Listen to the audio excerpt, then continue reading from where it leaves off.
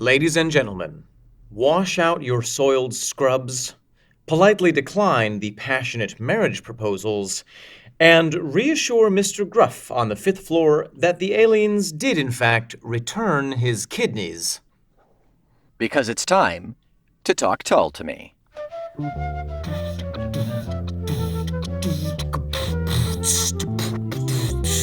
Jethro Tull is in the house.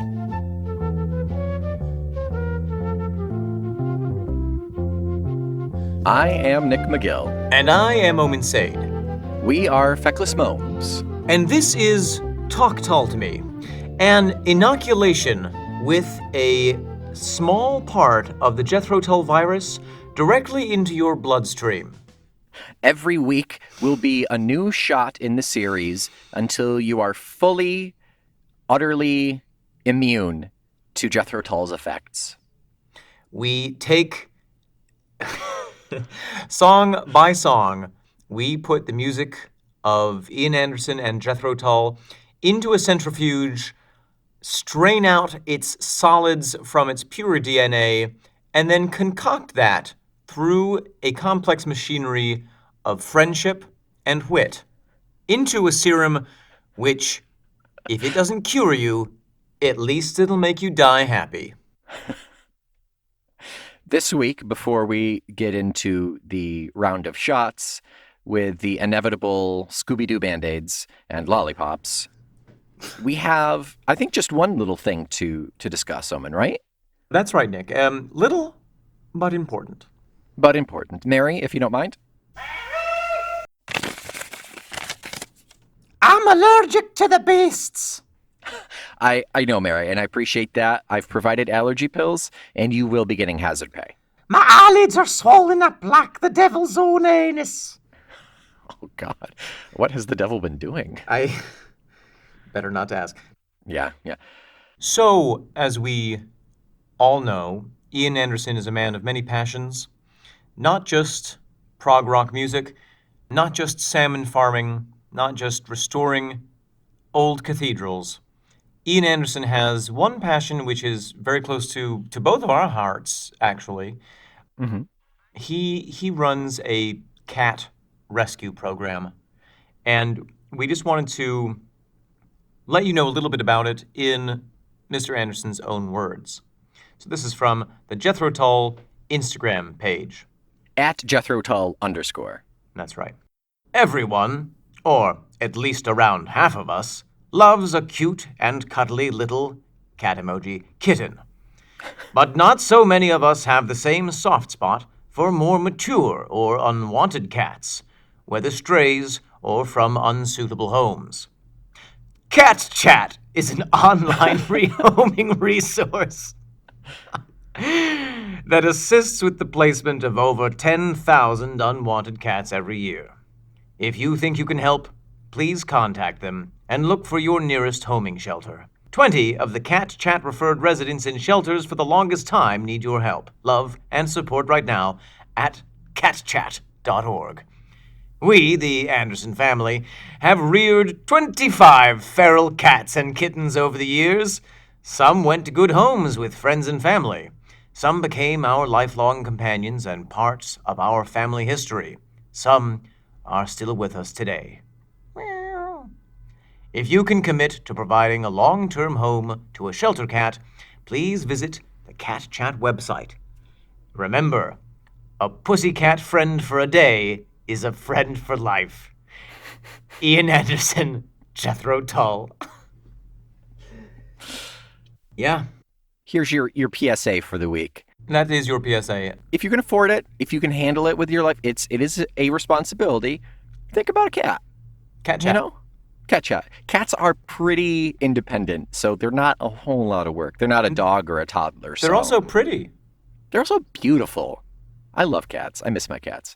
Yes. Tiki, the cat which lives in my home, is a regular contributor to Talk Tull to Me. Even though you don't necessarily hear her on the podcast, she is often curled up beside me.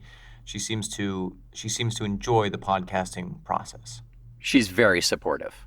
She's very supportive. So, Nick, if that's all of the housekeeping that we have to do today. Mm-hmm. Shall we jump right into our main event? Yeah, let us. We did a quick little revamp of the schedule just right before we started recording, and it makes the most sense for us to wrap up Living in the Past today with the last 2 songs as opposed to breaking it up, because From Later is a 2-minute instrumental and Nursie is a 4-line, 1.5-minute quick little pretty ditty. That's right. So we're putting them together into a single melodious dish, and if you don't like it, you can go and suck an egg. A lot like, well, that was drastic. It's a lot like what we did early on, and I believe there were a handful of instrumentals that we kind of That's right. We combined. Yeah. They're small. Take 2. Yeah. So Nick, without yes. further ado, shall we listen to From Later? Yeah, let us do that. From Later.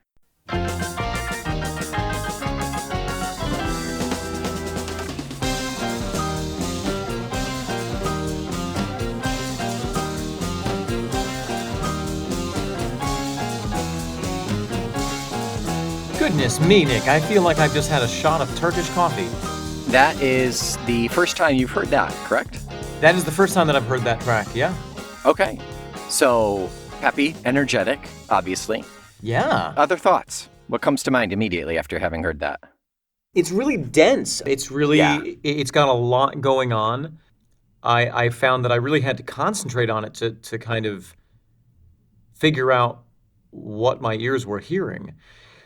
Not in a bad way, but there's a sense of it of like it's a step away from a cacophony. Yeah, it's one bad instrument away from just noise. Yeah, yeah, it is. It is. It's like you saw a bunch of musicians and you pushed them down a staircase, but you didn't realize that they were also acrobats. Yeah. So now the joke's on you. They're really good musicians, yeah. So a couple of things stood out to me. Sure. And that is that, in the first couple of measures, I was reminded very much of the sound that we're going to hear later on in Too Old to Rock and Roll. In after the little opener? Yes. Da-na-na-da-na-na-da-na-na-na. No, actually, it is the opener. Oh, okay. There's something, maybe that's not the right album, but maybe it reminds me a little bit of Thick as a Brick, or... See, I think it's a little more Thick as a Brick. It definitely has that. Or even Passion Play, maybe. Might be Passion Play. There's something about the organ in it, which is new. We don't really have, I don't believe, a lot of organ thus far. Yeah. Rather than piano. And it's very organ heavy, too. Like, that is one of the main carriers throughout. Yes. And yes. with that opener sound, that like stepping down the scale, and then the regular repetition and the organ, this, I don't know if you know them at all, but this feels very much like Electric Light Orchestra to me. ELO, they're often called. Hey, Omen. Nick. I have something really embarrassing, and I just got to clear it up right now before we get any more hate mail from our 5 fans. Sure, yeah. What is it? This is so embarrassing. So I referred to the band who played the song Brain Salad Surgery as ELO, Electric Light Orchestra, and it's not them. Okay. It's not them. It's ELP, Emerson, Lake and Palmer. Oh my God. I'm so Nick, ashamed. you're not the first person to be confused by initials. By acronyms? By acronyms. You're not the first person to be confused by acronyms. Thank you. I appreciate that. I appreciate your supporting me in this, and I just I'll be better. I'll be better. You know what I always say? What's that? Nick? As a YBF, it's my duty to ASU W U M A F O Y S. You don't know how much that means to me, Omen. Thank you. NP. Not to be confused with the Trans-Siberian Snow Orchestra. Correct. Trans-Siberian Electric Orchestra. You know what I'm saying. Trans-Siberian Orchestra. Yeah. No, yeah, it's very just- correct. There's no snow or anything else. It's just Trans-Siberian Orchestra. They were a very prog band right around this time, and they had Brain Salad Surgery. They had a handful of different like concept-y songs and albums. Right. And the songs that I know from ELO are very organ heavy. Okay. So this song does not feel very Tull to me at all. Even if I wasn't thinking about ELO, like it's not a terribly Tull sounding song, even with the heavy amount of flute in there. Now, Nick, you know that I love you, Correct. but I must respectfully disagree Okay. with your opinion. Or rather, I respect your right to have that wrong opinion, and I would like to offer my opinion, which I think is more correct, which is that this does sound like a Jethro Tull song. And specifically, not just because of the flute, but also because of the rapid fire key changes and time signature changes that just are just leaking dangerously high levels of prog rock. I imagine that the Environmental Protection Agency is like about to shut them down for unsafe concentration of rocking out when they play this. Well, the EPA from like 10 years ago, not present. Oh, no, not the current EPA, certainly. Woo! Even Martin's that really filtered that guitar doesn't sound like Tull guitar. It doesn't sound like Martin to me. There are a couple elements that I will agree with you that Martin doesn't sound typically Martin in the way that we're used to hearing him in this song. And yeah, there is that one moment where the I think it's the bass actually goes on a little wah pedal, and we have like a little moment of disco 1970s. Oh yeah, that's what I was talking. I think that's Martin actually. It could be. I thought it was the bass.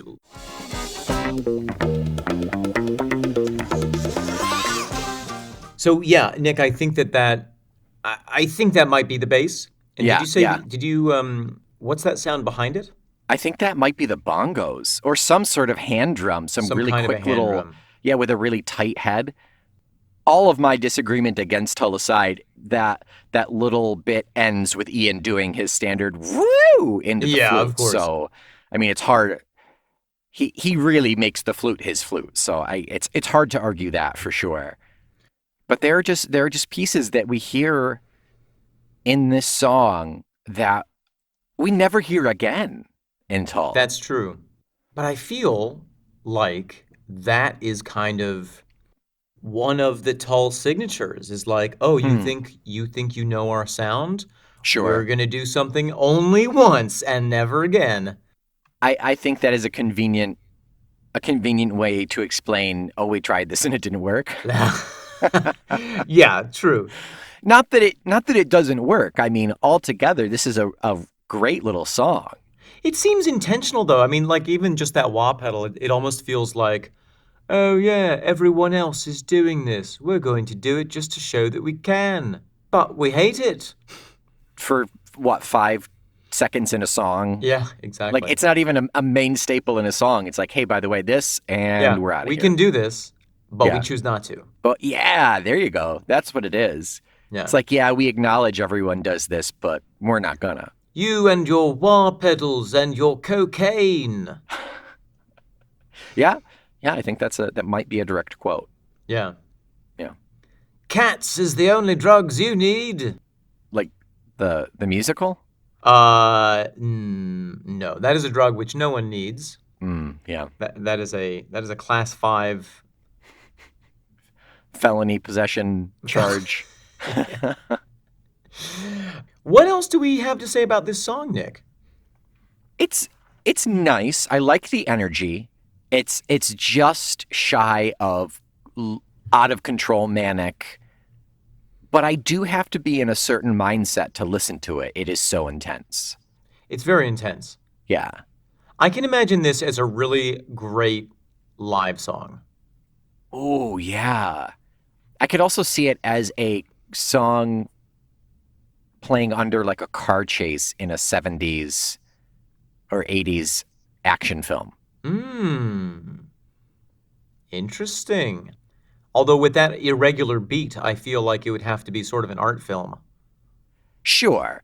With some peculiar angles and interesting cuts going from like the car chase to like an old lady crossing the street to someone holding up the bank to yeah. It's really a slice of life for the city through the filter of a car chase. Yeah. The car chase has nothing to do with the actual plot of the film. Oh, that's cool. I like that idea. Yeah, it just so happens that it's happening because cities be crazy. Yes. Yes, they do indeed, Nick. What about you, Omen? Any final thoughts on From Later? What do you reckon the name is, From Later? Wow. You've just blown my mind, Nick. Yeah. From Later.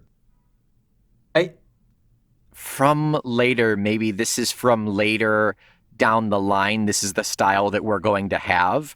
Is this some kind of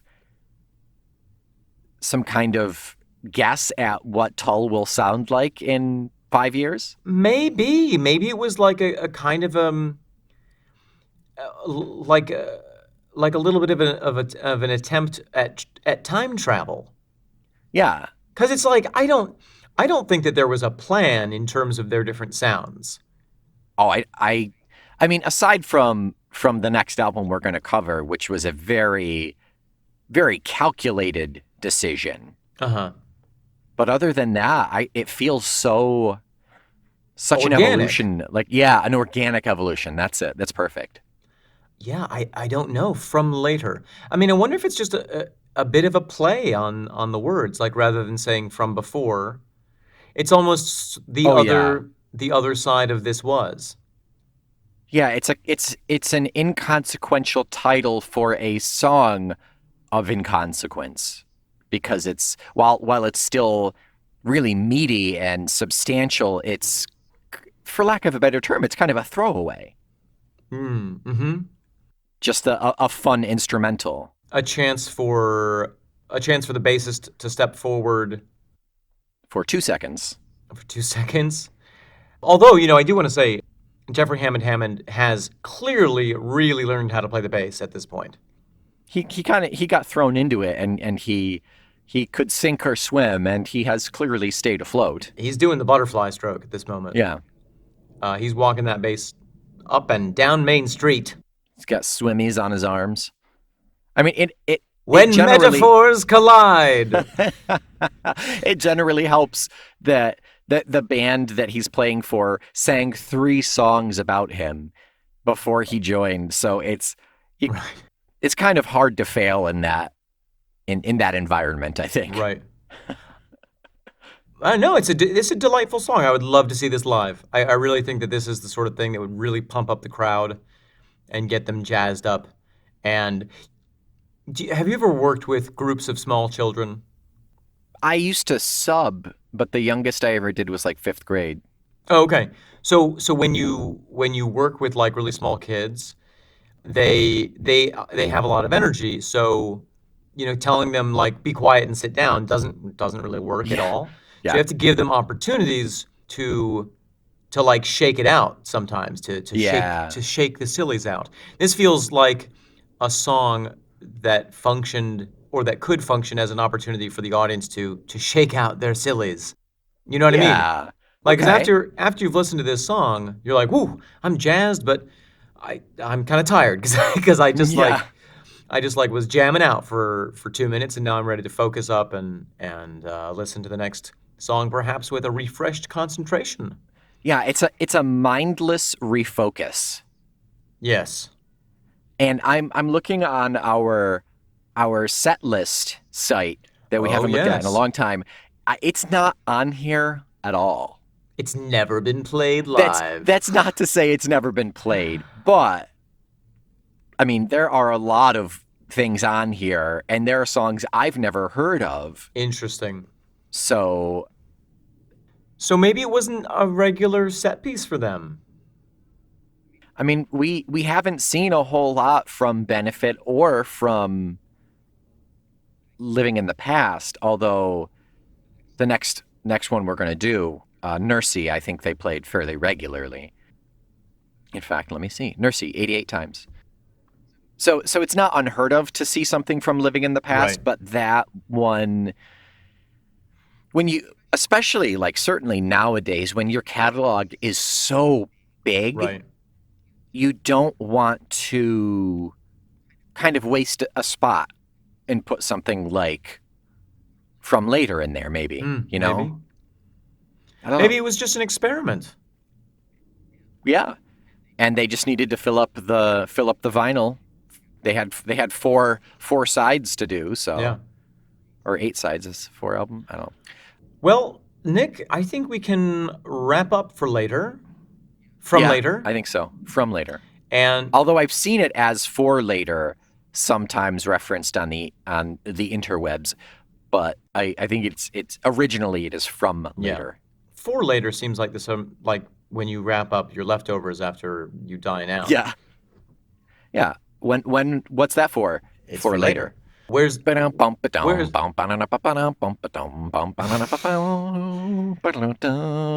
when you wake up. cheeseburger and fries and some cold lettuce. Oh my goodness.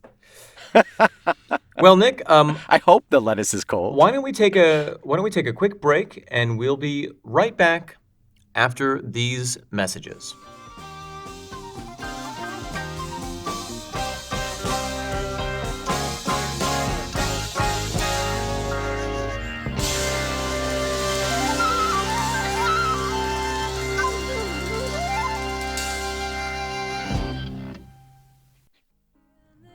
Meow. Are you a cat? Are you a mature cat looking for a home? Think that no one will love you because you have only 3 teeth and you shed more than you sleep? Are you on your 9th life? Worried that one more fall and you might not land on your feet? Don't worry. Come down to catchat.org and find a human being gullible enough to take you into their home. Why, hello there, little fellow. What's your name?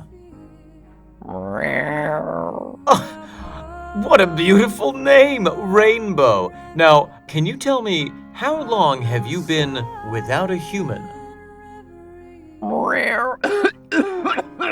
Oh my goodness, what a tragedy.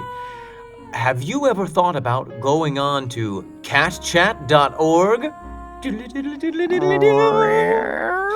That's right, catchat.org. You can find a human in less than 30 minutes, or your money back. You don't have money, you're a cat. Catchat. You don't have money, you're a cat.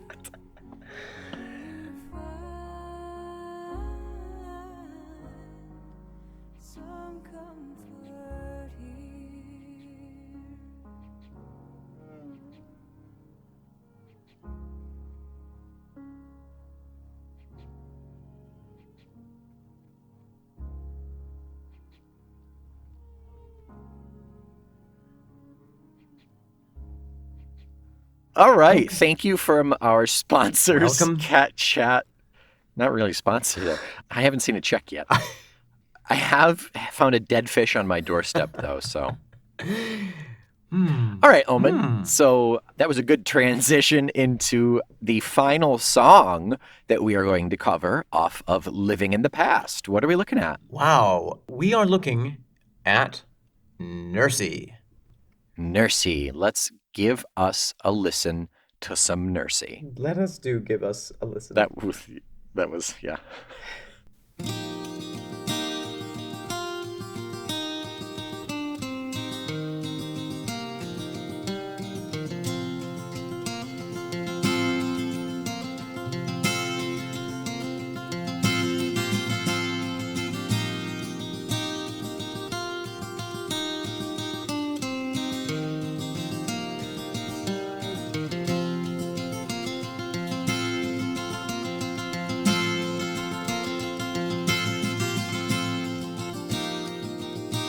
tiptoes in silence round Oh, Nursie. Oh my goodness, Nick. That is such a pretty little song. That's really tender. Yeah. What a strong comparison to For Later. Yeah, from later. What are the leftovers for? For later. So this is a minute and a half. It is the fastest minute and a half of my life. Like, if this song just as sweet and slow and soft as it is, it just zips right by. You know, it's so funny that you say that, Nick, because my experience of it was almost the opposite. That it created a huge world that seemed almost infinite or infinitely deep, perhaps. Yeah. I think, you know what? I think some of my perception around that is because I had A Little Light Music live album, and he sings that portion. He does the full minute and a half, but then they like break down into this gorgeous instrumental part, and it goes on for another probably at least minute. I see. So I'm used to hearing it be longer, I think. That makes sense. 1, 2, 3, 2, 2.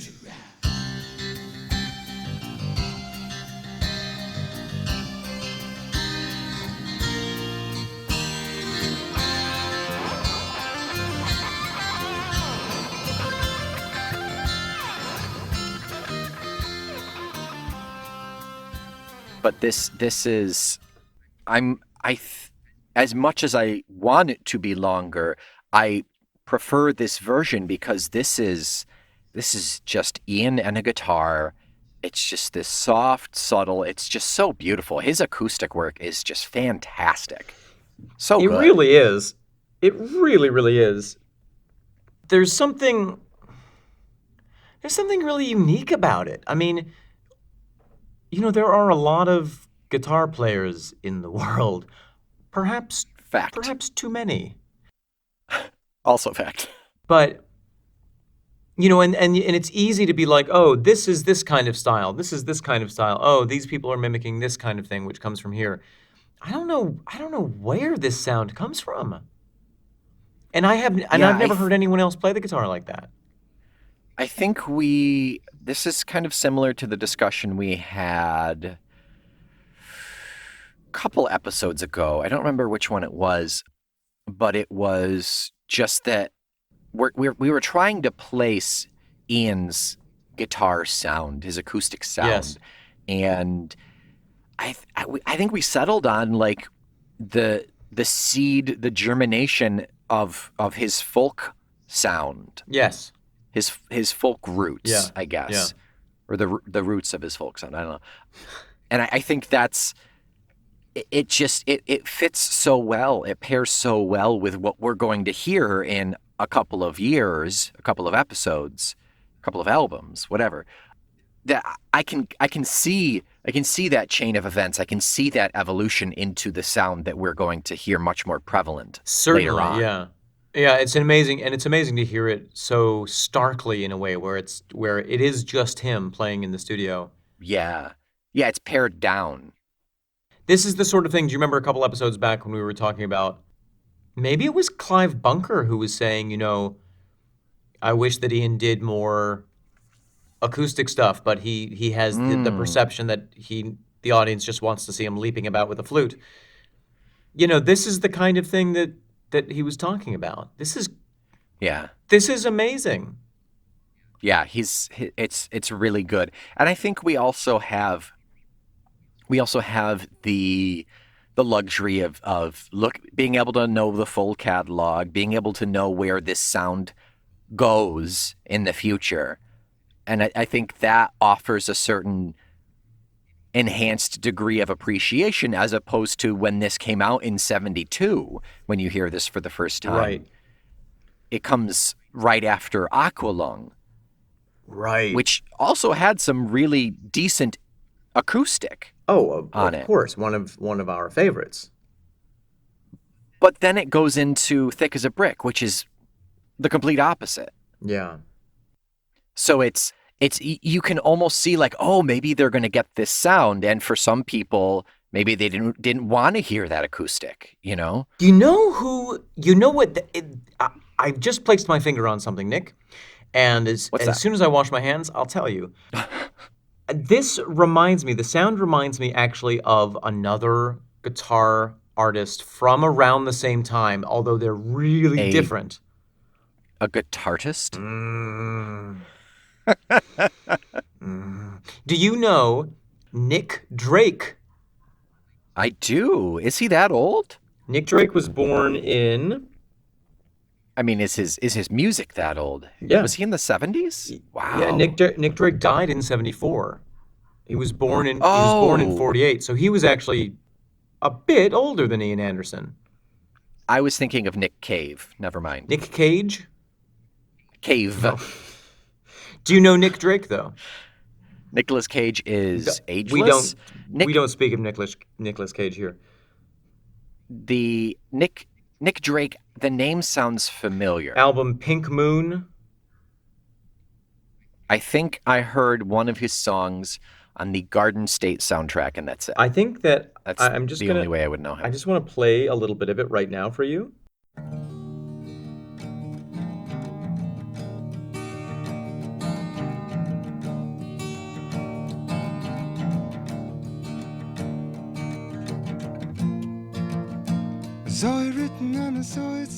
Obviously. It was actually on a mix CD that I had from an ex-girlfriend, so thanks for that, Omen. Oh, God. We'll be back right after this trip to the therapist. Yeah, it's that level of yeah. Go ahead. It is the Dylan-esque type of folk that is not country folk but city folk. Does that make sense? I think I know what you're trying to say.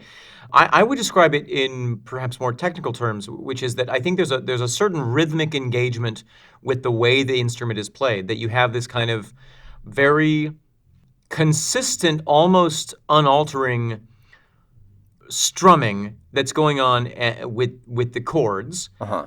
And then layering over that are some chord variations which provide harmonies and harmonics, and then the occasional little riff that's really very Ian, where he throws in that sort of dum dum dum dum dum and then goes back to it. But there's an interesting parallel there that we've just unearthed, Nick. The most interesting part is the similarities that I see with my elementary level of music education, and yours with more of a mind for music and more of an ear for music. The way that it sounds, the way that it reminds you of Nick Cave versus the way that it reminds me. Drake. But we both. No. Nick. Oh, it is Nick Drake. The way that it reminds both of us of Nick Drake in different aspects. Oh, yes. But it still reminds us of Nick Drake. It does. And, it's funny, Nick Drake has a lot of songs about London and, being in the city. I don't know where he was born, but there is that sort of feeling of longing, a lot of longing. So much. So long. It's long. That perhaps is natural to someone who moves from the country, who loves the country, moves to the city for reasons of employment. Wow, Nick, I feel like we've just in our archaeology, we've tapped at a little rock and opened up a massive, massive volume of space underneath us, and it might be filled with snakes. Why did it have to be snakes? Why did it have to be snakes, Nick? I personally like snakes, but well, let's talk about the. Do you not like snakes? I respect them. I understand, why evolutionarily they're an effective design for an animal. A tube. Yeah. A tube with teeth on one end. Yeah, basically. Yeah, I don't connect with them on an emotional level. Although my fiance is a Slytherin. She is a Slytherin, isn't she? Oh yeah. What's her sign? Pisces. Is there a snake sign? It doesn't matter. What? Oh, you're both Pisces? Yes, we're both Pisces. I don't know what that means, but it can't be good, Fishes. right? It means we're. Well, I mean, I know that It means part, we're but, like, if emotional you're and both the same- intuitive, and sometimes can be too dreamy, or like too sensitive. Okay. Yeah. So you can do all of that together. Yeah. Yeah. Or That's nice. At least you've got some. or in, yeah. Or at least we can recognize like, oh, you're feeling emotional and dreamy right now. Cool. I'm gonna wash the dishes. Yeah. You got each other's backs. yeah. Okay. There you go. Yeah. Support. Yeah. Yeah. When she sheds her skin, I've got her back. To pull the skin I've got off. the skin off her back. Yeah. Yeah, there you go. Nick, let's talk a little bit about the lyrics for this song, Nursie. Yeah, the 4 lines of lyrics. Yeah, both lyrics. I initially, when I heard the title, I rather presumptuously thought of the brave men and women in the nursing profession. Uh-huh. And then as soon as the song started, I was like, what a fool I've been. I was thinking of it in terms of an American perspective on that word, like, hey, Nursie, An American from the 50s? I've got a sickness in my pants. Oh, even worse. I don't know. You know what I mean. But of course, Ian Anderson. So like the diminutive of nurse. Correct. A nursie. Yeah. Okay. Which this is, but nurse in this context in England or in Scotland refers to the nurse of a child, meaning a child's caretaker who's not part of the family. A nanny. A nanny, we would say here in the States, but Yeah. It's the same root as nursery. yeah. Do you disagree? No, or I did don't. Just blow your mind. You blew my mind slightly. Yeah. I It's wonder like what tweak of the mind. I wonder what the origin of the word nurse is. Hold on a minute. It's to take care Well, that's of. the But meaning. let me get that etymology, baby. If I could type, I'd have it for you by now. If I could type past time. Hey, okay. So, do you want to tell me about it, or shall I tell you about it? I'll tell you what I have, and you tell me if you have anything else. How's that? Are you going forwards or backwards? I was going to start at the original. Okay, So circa 1200. go ahead. Do you want to do it? You sound disappointed. No. Yeah, I'll do it. Okay, so nurse, we get the modern word nurse from the Old English word nurse, which comes from the Old English word nourish, from Old French nourrice, from late Latin nutricia, from Latin nutriculus, Nutricious, no help. nutricious, person that nourishes, from the Latin nutrix or nutric, nurse, from the original Latin nutriere, or probably nutrire, Nutrire, yeah. Which means to nourish. to suckle. Oh. Yeah, think about nursing. That's what a nursery was for, was where they would go to feed the baby. And indeed, in the olden times, you can see this in Romeo and Juliet, the role of the nurse, sometimes called a wet nurse, Yeah. was literally to nurse the baby. Yeah, or a dry nurse who didn't nurse the baby. Or an even drier nurse who Didn't nurse the baby and did not partake in alcohol. right. Or a dryer. Or a really wet nurse. Oh, who, dear. Nick, this is a fed a family baby podcast. while in a pool. And was also a water buffalo. So, Yeah. so yes, the term nurse is inherently linked to children and to the caring of children. Yes. I don't know what we're thinking over here in the States. For nanny, you're saying? No, for nurse in the medical sense, we should just call them lil doctors. Oh, Lil docs. doctorito. So then, No, I mean, a nurse, it grew to be just someone who takes care of someone. It evolved from children specific. sure. Or everyone's a child. I, I suppose that is an option. I feel like a child when I'm sick. Tiptoes in silence round my bed and quiets the raindrops over my head. With her everlasting smile, she stills my fever for a while. Oh, Nursie dear, I'm glad you're here to brush away my pain. And that's why we mistook it for a nurse. Because he talks about having a fever and being in pain, and she takes care of him. Yeah. I don't think it's completely out of nowhere. You know, it's not unfounded to think that. No, but I think it is inherently talking about the fever and raindrops of childhood. Those childhood raindrops, as we're all aware of. It's like the opposite. It's the opposite side of the spectrum from Big Bottom Girls. Fat bottom girls? Fat Bottom Girls. Thank you. It is still respecting women, but in the complete opposite way. Well, it's a non-sexualized nurse. Yeah. Left alone with big fat Fanny, she was such a naughty nanny. Big woman made a bad boy out of me. Now I have to include that song. How? You laughed before I left my nursery. Left alone with big fat Fanny. She was such a naughty nanny. You big woman, you made a bad boy out of me. That's Queen, isn't it? Yes. Okay. Okay, so what about those lyrics? What is that? Did you have anything beyond just saying, "Hey, it's not a nurse, it's a nanny"? I just think it's so lovely. It feels, listening to it, it immediately feels, it produces in me that feeling of childhood and the way that someone cares for you when you're ill, that just, even though they can't make you not ill, they can make you feel so much better. It's that care through love. It's almost talking about, it almost feels like this archetypal healing feminine energy. Huh. Yeah, okay. You know, whether it's the nurse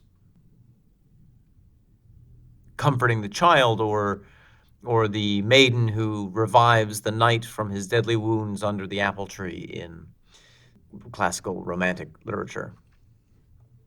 Romance literature. There is a fondness and such a lovely sweetness to this song, almost a reverence to the reference of the Nursie, and it's very childlike. He does a fantastic job of making you think that he's an 8-year-old kid tucked in bed, Yeah. and the nurse just came in. Well, and can you imagine, of all the songs that Ian Anderson has written about parental figures, none of them have had this level of affection. That is a very good note. And I think it's highly likely that he did, in fact, have a nurse as a child. It was very common during that time, and seems like his family was well enough off to be able to afford one. And, you know, a lot of historical figures say that they were, as children, closer to their nurse than to anyone else. Sure. Oh, I mean, again, look at Romeo and Juliet. When Juliet has trouble, she doesn't go running off to her mom or, heaven forbid, her dad. Yeah. She goes to her nurse. Her dad's a business tycoon and her mom's an alcoholic. Yes. All this is true. I mean, that's how I interpret it. It's Shakespeare. You can kind of get your own thing. Sure. So. Instant Shakespeare, just add meaning. Yeah, it's a lovely song. She must have been a lovely nurse. She must have been a lovely nurse. And if nothing else, musically, it's just so pretty, so beautiful. This song, I might have to. If I had this song a decade or two earlier, it would 100% be in my sleep mix. Yeah. Wait, is this the first time you've ever heard Nursie? Yes. What? Oh, I didn't know that.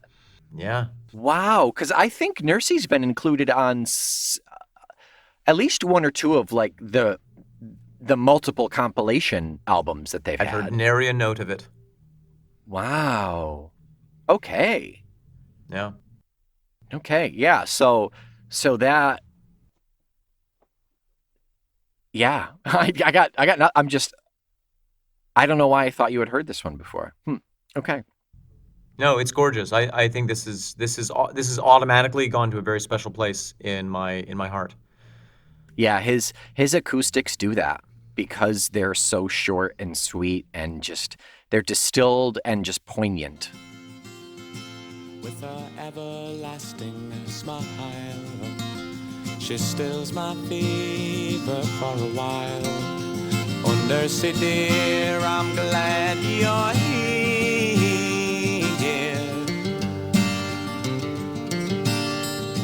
to brush away my pain.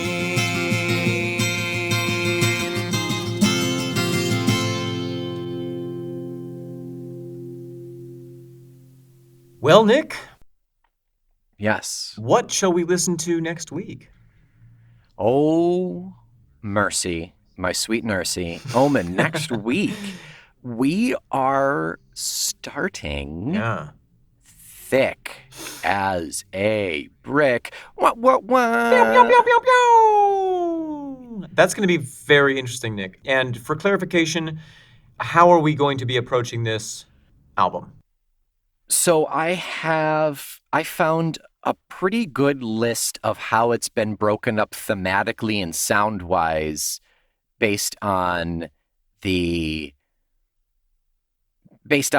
story being told throughout this album. Right. So I have timestamps for each of the tracks. And actually, if you want to check it out, if you want to look ahead, in the show notes of every episode, I have a link to the Google Doc that tells the full schedule for all of Talk Tull to Me. Yeah. If you want to go check it out, If you want to plan click in there and find the Thick as a Brick. Plan your vacations accordingly, obviously. your outfits. Plan your outfits, coordinate. And you can see that the first episode next week is going to be we're going to call them tracks, even though they're technically not.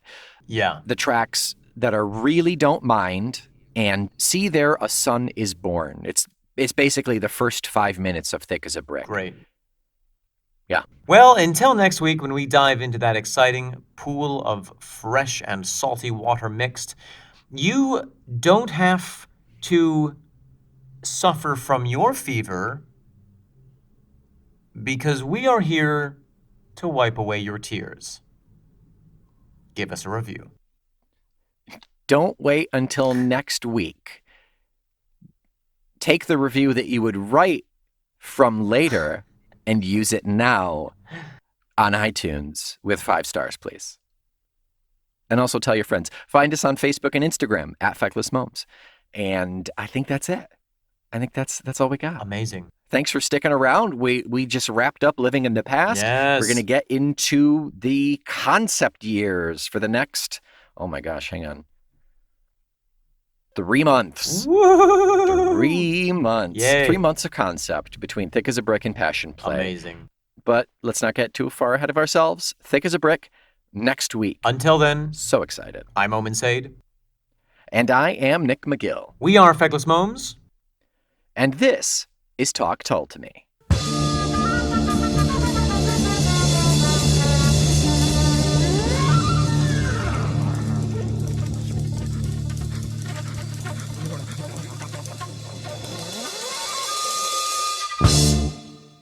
Are you a cat who's lost your zest for puking on bed covers?